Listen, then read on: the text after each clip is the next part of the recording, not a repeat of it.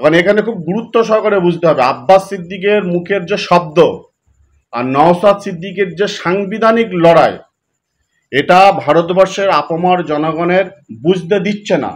বুঝতে তো হবেই। আমরা আব্বাস সিদ্দিকীর সৈনিক, আমরা নওশাদ সিদ্দিকীর সৈনিক। আমরা আপামর জনগণকে সচেতন করে বুঝিয়ে দেবো এবং শেষ লড়াইতে আমরা জয়ী হয়ে দেখিয়ে দেবো যে আব্বাস সিদ্দিক, নওশাদ সিদ্দিকী সঠিক পথের প্রদর্শক। প্রথমত, আমি একজন ভারতীয়, তারপর আমি দেশের সাধারণ নাগরিক হিসেবে আমি মানুষ, তারপর আমি একজন রাজনৈতিক কর্মী।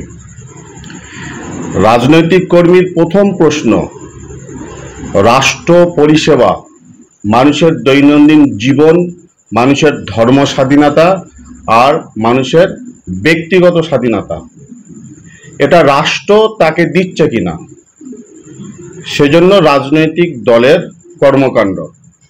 এখন মানুষ হিসেবে আমার মাথার উপরে ছাদ আছে কিনা, আমার পেটে খাদ্য আছে কিনা, আমার ভবিষ্যৎ প্রজন্ম তারা সুশিক্ষায় শিক্ষিত হতে পারছে কিনা, একটা মানুষ বেঁচে থাকলে তার যে শারীরিক সুস্থতা সেটা নিরাময় হচ্ছে কিনা, এই মৌলিক প্রশ্নের উপরে একটা মানুষের যখন কথা হয় রাষ্ট্রের উপরে, সেই রাষ্ট্র নেতারা যখন এটাকে ডাইভার্ট করে, সেখানে যখন তারা ফেলিওর হয় তখন সাম্প্রদায়িক নিয়ে আসার চেষ্টা করে। আর সেই সাম্প্রদায়িকটা কি? কখনো জাতিভেদ, কখনো মানুষে মানুষের দাঙ্গা। এখানকার উৎস নরেন্দ্র মোদী সরকার 29-এ থাকতে পারছে না। ভারতবর্ষে যেটা মৌলিক কথা ভুলে যাচ্ছে, ভারতবর্ষে আগামী 29-এ পার্লামেন্টে নরেন্দ্র মোদী থাকছে না, এটা 100% প্রমাণিত। আর এ রাজ্যেও মমতা ব্যানার্জি থাকতে পারবে না যদি ভারতবর্ষে মমতা ব্যানার্জির মদতে নরেন্দ্র মোদী না থাকতে পারে।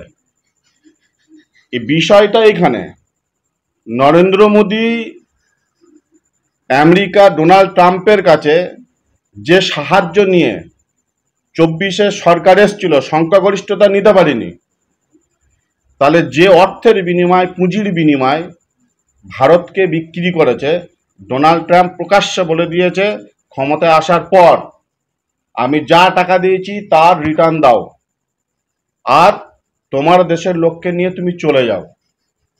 এখন নরেন্দ্র মোদী সেই টাকার উৎস খুঁজতে গিয়ে ভারতীয় পুঁজিবাদীদের কাছে দ্বারস্থ হয়েছে। আর ভারতীয় পুঁজিবাদী যারা, তারা তো নরেন্দ্র মোদীকে এমনি এমনি অর্থ দেবে না। তাহলে এই মুহূর্তে পুঁজিবাদীরা অর্থ লগ্নি করছে জমির উপরে, আকাশের উপরে।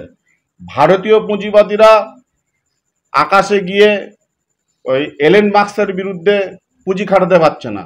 তাই ভারতীয় জমি ভারতীয় পুঁজিবাদীদের দরকার। যেমন ওয়াকফ সম্পত্তি আব্বাস সিদ্দিকী 10 বছর আগে বলেছে, বিভিন্ন পার্লামেন্টে আবাস তোলার জন্য আসাদুদ্দিন ওবায়সি বলার চেষ্টা করেছে। আম্বানির বাড়িটা কোথায়? ভারতবর্ষের 1913 সালের যে ওয়াকফ বোর্ড গঠন হয়েছিল, যেটা 1923 সালে মুসলিম ওয়াকফ অ্যাক্ট তৈরি হয়েছিল, সেখান থেকে যা সম্পত্তি ভারতবর্ষের 28টা অঙ্গরাজ্য সহ কেন্দ্রীয় শাসিত অঞ্চল নিয়ে মূল সিটিতে এদের প্রপার্টি, যেমন পশ্চিমবাংলায় Eden gardens, Kolkata high court, brigade, Dharmatala. এই ধর্মতলাতে সমস্ত শিল্পপতিদের ভাড়ার অফিস আছে। আপনারা পোর্ট চত্বরে গেলে দেখতে পাবেন, ধর্মতলা চত্বরে গেলে দেখতে পাবেন। এখন শিল্পপতিরা এই সুযোগে দেখছে ধর্মতলাটা যদি আমার হয় তাহলে মোদিকে আমি 1 টাকা দেব। আর মোদি দেখছে এই টোটাল সম্পত্তি মুসলিমদের হাতে আর মুসলিম পার্সোনাল ল বোর্ডের হাতে। এখন এখানে খুব গুরুত্ব সহকারে বুঝতে হবে আব্বাস সিদ্দিকের মুখের যে শব্দ আর নওশাদ সিদ্দিকের যে সাংবিধানিক লড়াই, এটা ভারতবর্ষের আপামর জনগণের বুঝতে দিচ্ছে না। বুঝতে তো হবেই। আমরা আব্বাস সিদ্দিকীর সৈনিক, আমরা নওশাদ সিদ্দিকীর সৈনিক। আমরা আপামর জনগণকে সচেতন করে বুঝিয়ে দেবো এবং শেষ লড়াইতে আমরা জয়ী হয়ে দেখিয়ে দেবো যে আব্বাস সিদ্দিক, নওশাদ সিদ্দিকী সঠিক পথের প্রদর্শক। তাই এই জমি নরেন্দ্র মোদী নিয়ে পুঁজিবাদীদের হাতে তুলে দেবে, ওয়াকফ আইনকে চেঞ্জ করে অর্থের বিনিময় 29-এ যাতে ক্ষমতায় আসতে পারে আর মমতাও যাতে থাকতে পারে। এখন বিষয় হচ্ছে নীতিশ কান্নাকাটি করছে, কারণ বিহারে নীতিশ রাজ্যের সরকারে থাকতে পারবে না। অথচ নীতিশ যখন মোদির সঙ্গে পার্লামেন্টে ছিল, নীতিশ যদি ভোট না দিত তাহলে পার্লামেন্টে বিল পাস হতো না। নীতিশ পার্লামেন্টে বিল পাস করিয়ে নিল, তারপরে এসে পদত্যাগ করছে। তাহলে নাটক, অর্থাৎ নীতিশ ভালো রকম করে জানে যে মুসলিম পার্সোনাল ল যে বোর্ড আছে তাদেরকে বোকা বানানো যায়। যদি বোকা বানানো না যেত তাহলে মুসলিম পার্সোনাল ল বোর্ডে যারা এখনো পর্যন্ত নেতৃত্ব দিচ্ছে তারা প্রতিনিয়ত বলে আসছে মুসলমানদেরকে রাজনীতি করার প্রয়োজন নেই।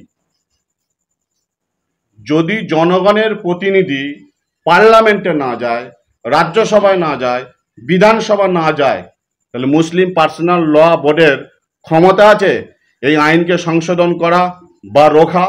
রাস্তায় নেমে আন্দোলন করার কোনো প্রশ্ন জাগত যদি এই শ্রেণীর পক্ষ থেকে আজকের বিধানসভা, রাজ্যসভা, পার্লামেন্টে যদি প্রতিনিধি থাকতো?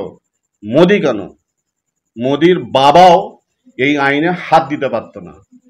তাই আমরা এলাকার সাধারণ মানুষ সহ ভারতবর্ষের সুধী নাগরিক বিন্দুর কাছে, আমরা সচেতন ব্যক্তির কাছে আমরা আমাদের রাজনৈতিক কর্মসূচির মধ্যে দিয়ে আহ্বান জানাবো, সঠিক তথ্য মানুষের কাছে তুলে ধরে লড়াই সংগ্রামে অংশগ্রহণ করে আমরা এর বিল প্রত্যাহারের দাবি যেমন জানাবো, এবং আমাদের নেতৃত্ব কোর্টের দ্বারস্থ হয়েছে, সুপ্রিম কোর্টের দ্বারস্থ হয়েছে, সুপ্রিম কোর্টকেও আমরা লক্ষ্য রাখছি।